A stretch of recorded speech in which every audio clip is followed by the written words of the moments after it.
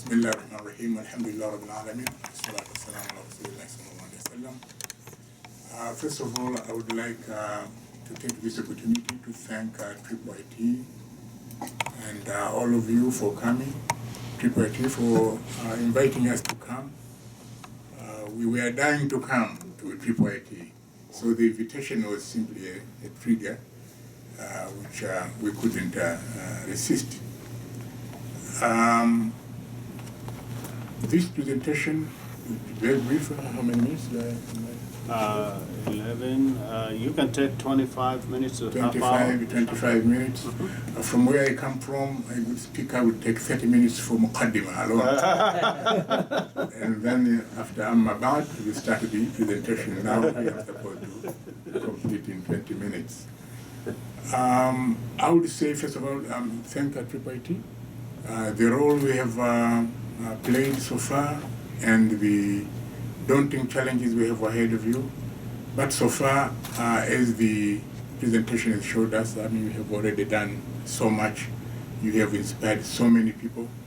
It's not part of the presentation, but I would like to say that in Tanzania, many Islamic schools were started, and they were inspired by this sort of mission. Let me go to the presentation. This is a presentation I made at the Duke, and it is about the mission of Muslim University of Morogoro, the kind of tensions we are experiencing, promises and challenges. Now again, at Duke, the presentation was supposed to be only 20 minutes, and the mission of MUM is a very, very sensitive, context sensitive, but I ignored the background and background information about the context in which the university was established. So I moved straight to the mission. Later on, maybe in the exchange, in the questions, we may explore the kind of context in which we started. This is one of the youngest universities in Tanzania. It was launched as a project in 2004 by the Muslim Development Foundation. This foundation is the legal owner of the Muslim University of Morogoro. It is owning this university in trust of all the Muslim universities, of all the Muslim in Tanzania. So the university belongs to the Muslims in Tanzania, but you need to have a legal owner who will be overseeing it. It began admitting students in 2005, and we started with 166 students, and there were only 3 inaugural programs at that time. And this is BA in education, BA in Islamic studies, and where my friend comes in now, because and BA in mass communication. These are the programs we started with. However, we have since added 4 other programs, and this is the Bachelor of Science with Education, Bachelor of Laws and Sharia, and Bachelor of Business Studies, as well as the BA in Languages and Interpretation. This is a program where our students who are taking this course are supposed to specialize in translation and interpretation. So far, we have only 4 languages: Arabic, English, French, and Kiswahili. But as from this year, we are adding Chinese. Initially, we also planned to have Spanish, but this may take very long. The enrollment has so far already swelled from 166 in 2005. Now we have 3,100 this year. And in November 9th, we shall be having our 6th graduation ceremony. One of the professors here said, your chairman said, one university here will be marking 200 years. We shall be marking now the 6th graduation ceremony this year. So we are infants as far as universities are concerned. We are still so young. And normally during graduation ceremonies for us, we invite special guests. This time we shall invite, we have already invited Professor Mohammed Rosali from Nigeria. He's a citizen of Malaysia, but he's serving as Vice Chancellor of Northwestern University in Kano. Will be a guest of honor, and one of his responsibilities will be to deliver the annual memorial lecture of Imam Bukhari, annual memorial lecture, which eventually is published. The others include Dr. Ahmed Totonji, who was the first one to deliver this kind of talk. We had also others like Malik Badri and Dr. Jibril from Nigeria, and many others in the 5 and the 6 years of accreditation. Now, the vision statement of our university that Muslim University of Morogoro seeks to become a higher center of excellence with cutting-edge programs responsive to the needs of the individual and the nation in a globalized world under the guidance of Islamic values. Just want to emphasize under the guidance of Islamic values. And our mission statement: to contribute to national efforts to produce highly educated and well-trained human resources inculcated with appropriate aptitudes and attitudes for the material, moral, and spiritual development of society by upholding the highest standards of teaching, learning, research, outreach, and consultancy in the provision of holistic and well-integrated education and training. Now, easier said than done, but this is our mission.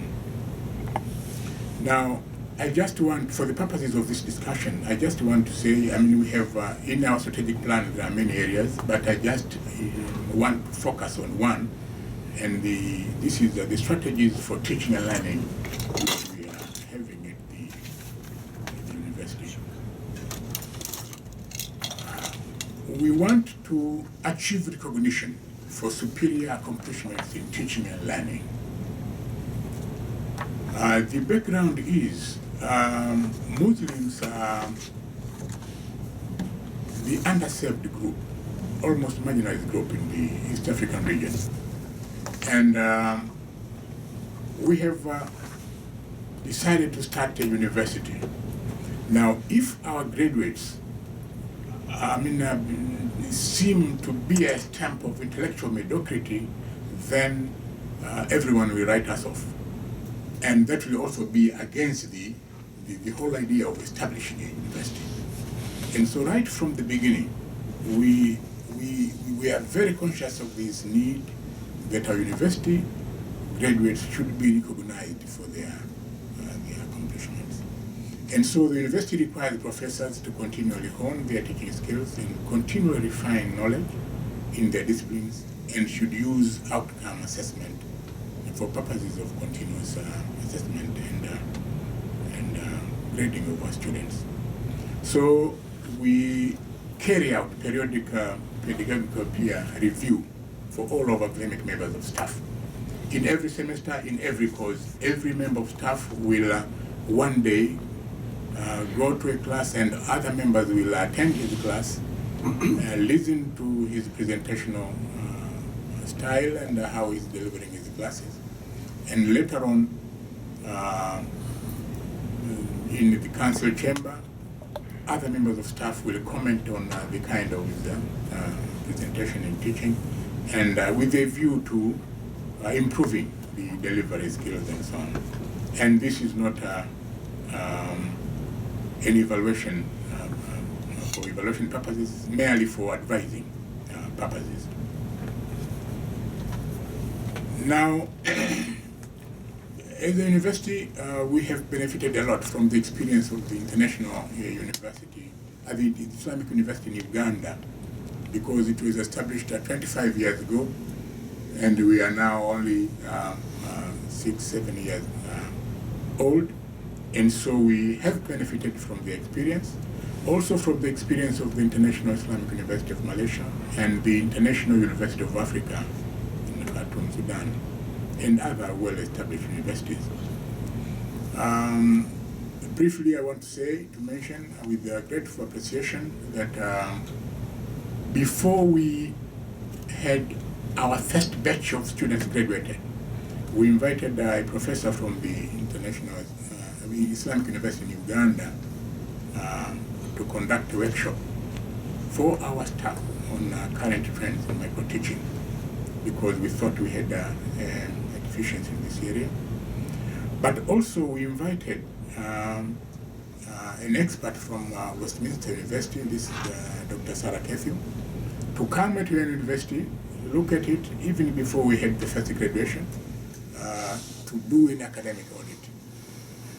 She came and she made very, very candid comments about our teaching and the whole program we are having. And she gave us comments, and we worked on those comments.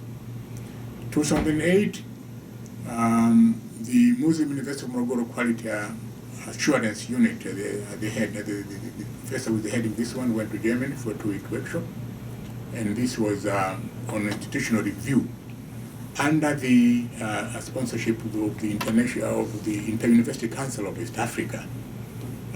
We are a member of this organization, a regional body for East Africa, and so we participated in there. And this member came back and helped to spearhead the quality assurance in our university. 2007 again, we had an intensive 2-month program for our mass comm students. Before they graduated, we invited someone to come and the professional look at our graduates and tell us if you think they are good enough to graduate. He said, no, not yet. Why? He said, no, their hands-on experiences are still lacking. And so we took a very expensive program in monetary terms.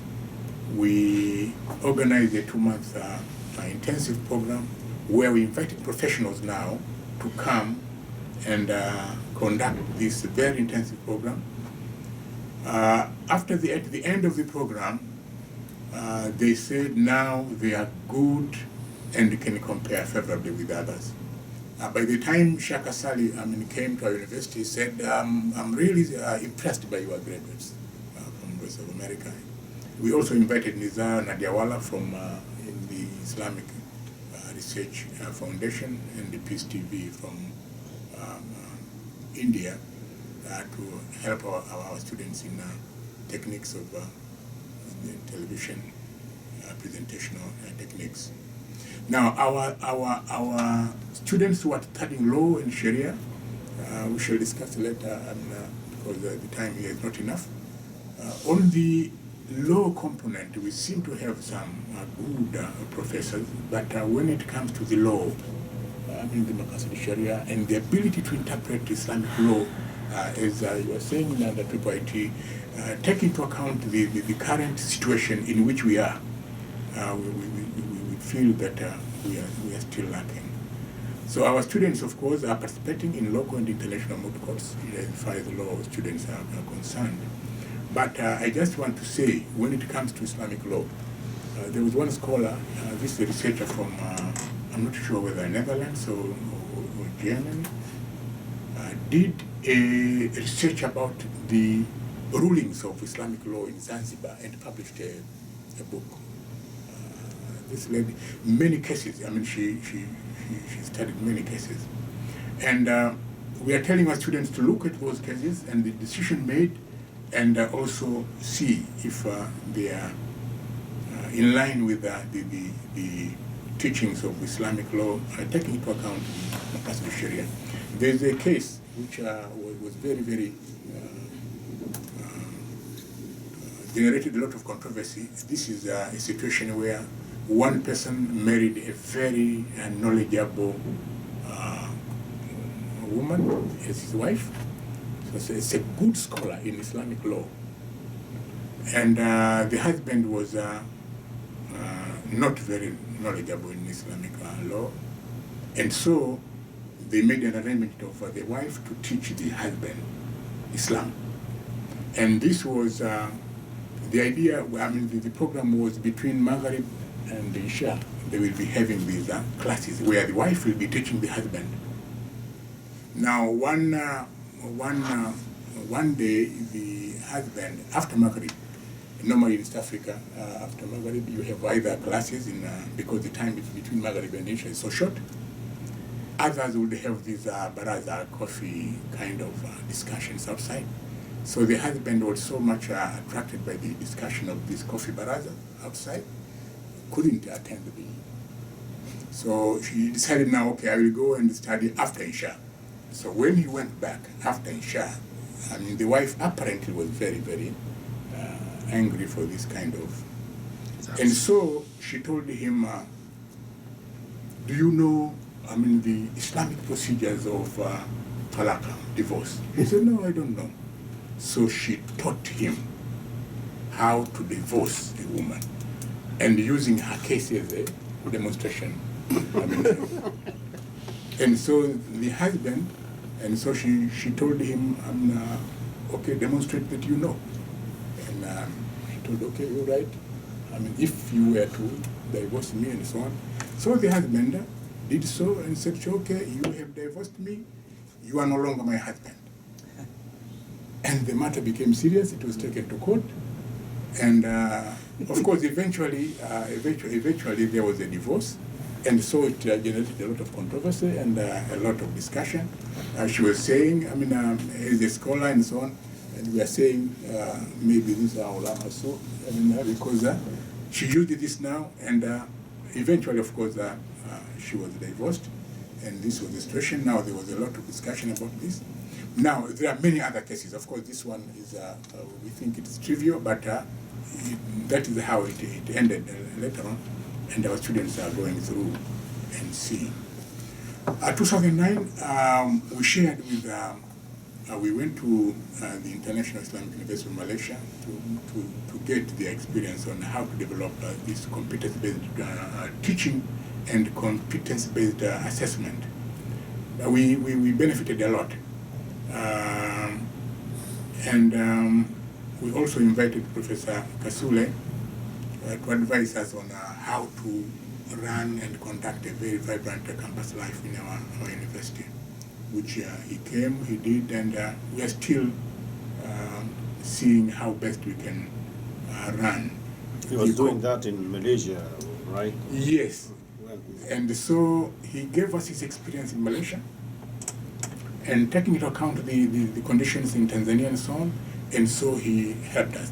He gave us the CD of materials which were being used in Malaysia, and how the students could organize themselves and develop themselves. In 3 years, they would cover a lot of all the basic teachings of Islam, and in hadith and the basic readings, but in a situation where they are organizing themselves and running the programs themselves. I just want to say, I mean, the importance of this, the 3.T kind of thing. There was in that document a book written by Hamid Abu Sulaiman on how best to bring up our children. Now, every year in Tanzania, at one point, all Muslim organizations from all over the country come together. And when I told them about this book and how the terrible mistakes we are making when we are bringing up our children, and that was last July, these people said, we give you now the task to translate the book into Kiswahili, so that when we come back again, we need to have this book in Kiswahili, which shows that the demand is there and people are willing to proceed. In December last year, now we conducted, this is a statutory audit, academic audit. According to the charter of our university, you should conduct this after a period of time, and December was due. And so we did this, and the experts came from Malaysia and also in Dar es Salaam. They made their recommendations, and we have accepted those recommendations. They were sent to Senate. Senate said, okay, we have to carry out. And so one of the major recommendations from November this year, the Muslim University of Morogoro sets out to carry out a comprehensive review of all its programs.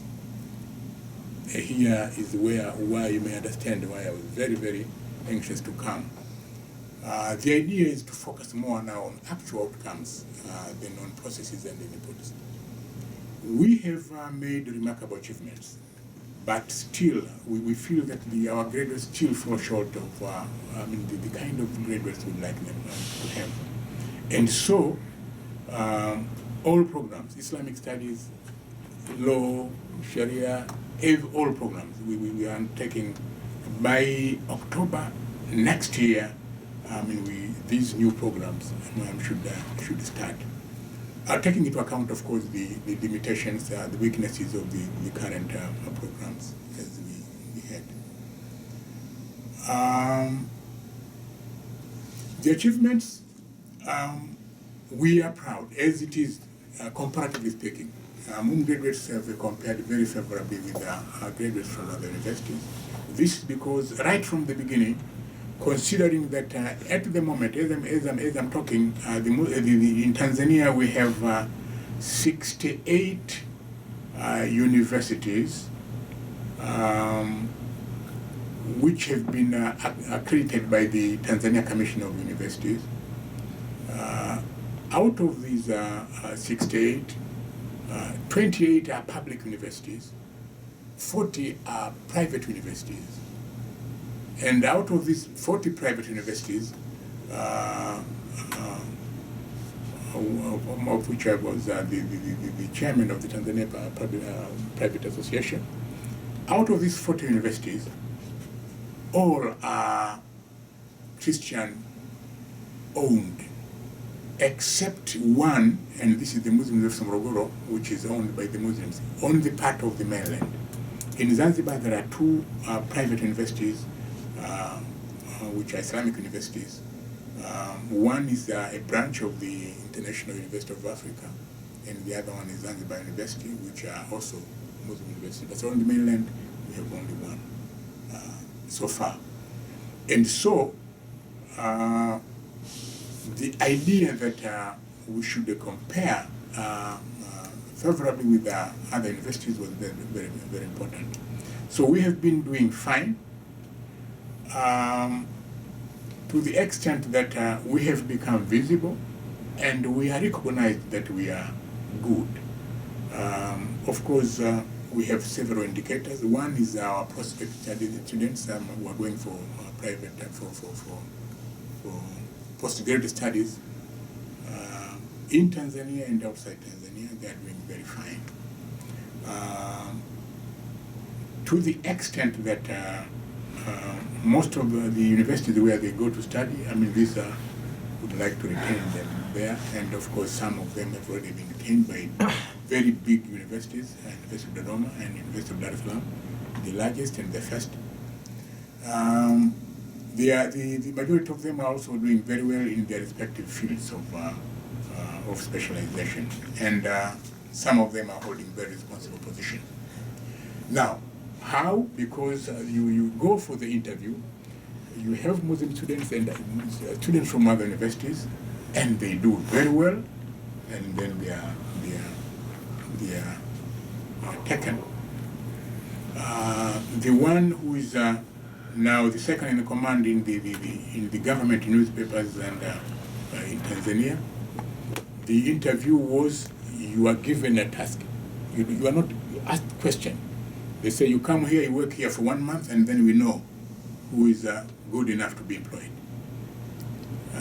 Seven students from other places, and with only one from the Muslim university. The first very day, they said, this is the one we shall take, because of the kind of performance. So our selling point at this moment is the moral integrity and competence, as well as good working habits.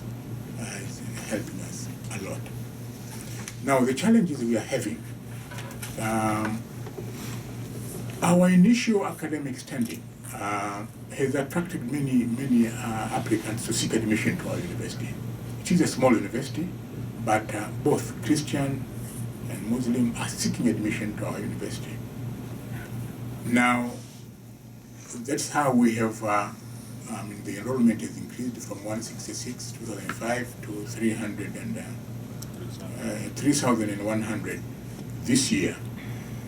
Now, the expanded enrollments have not gone hand in hand with the improved teaching and learning facilities, and so we fear that this initial success, beneath it, there may be a hidden signature of our own academic death warrant if we don't take immediate and urgent action to improve. And yet, in our situation where the country has 44 million people, and the cost for university is still very low. 3,000 students. Muslim University of Morogoro is still very, very small. We need to expand, and we have programs to expand, but we also need to improve our facilities. Now, the biggest challenge we are facing is that of staff development. Tanzania as a whole, is facing this challenge in terms of both numbers and quality. You may wish to know our university, small as it is, at the moment is helping the public university, and this is the government-owned university, SUA, in fields of mathematics and science subjects. Our staff, young as they are so good. When they were, the public university invited them to help. Once they went there to help, these people and the students said, no, we want them to stay here for good, and we need them. And so we said, no, they will be just helping, and they will have to come back here.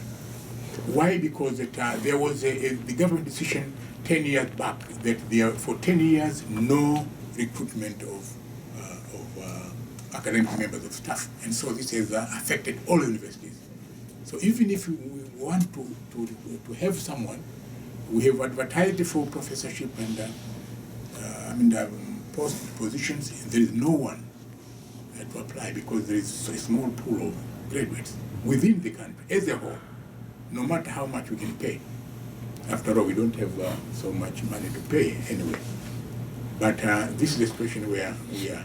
Now, as an Islamic institution, we also demand that all our staff should have at least a firm grounding in the basic teachings of Islam and its philosophy, which makes the kind of where we take our students for further studies even more crucial. So any help in this area will be of great help for us. I just want to say that we have tried our best. We went to India hoping that we may get some stuff, but the policy in India has changed because so many people are taking their scholars, and so they have increased the payment, tripled, so we couldn't. At one point, I was told the professors in Germany, retired professors, it may be easier to come. No, they are not interested in coming to Africa, and the kind of situation we have. So we are in this kind of problem. So the future prospects. Now, to overcome and our financial stress and so on, our university is considering, and we shall be having a meeting of stakeholders after our graduation ceremony to look into the possibilities of generating resources by using the comparative advantage of the country. Tanzania has many resources. It's very rich in a number of resources, so we want to take the comparative advantage of our country to start projects which we think may help finance our expansion in a way that we shall not compromise our future plans include having a medical school in Kilwa. We have already acquired the land. We bought it. It's very expensive because of its location and the sea and the Indian Ocean, near the former where the Kilwa, the Sultanate, the Kilwa kingdom used to be. We have also acquired land in Lindi, 7,000 acres, where we hope we may build an institute of Lindi Institute of Technology, as well as use the other land for development in cooperation with some investors in different areas. In Dar es Salaam, Gabon area, we have 400 acres where we want to build a school of business studies.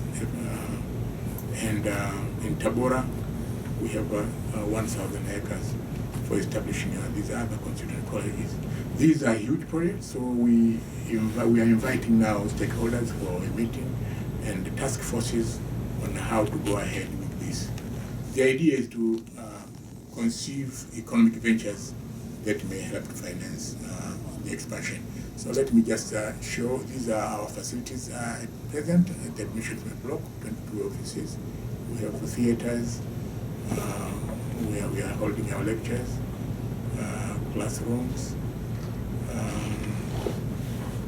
These are the hostels we are having so far. They're not enough.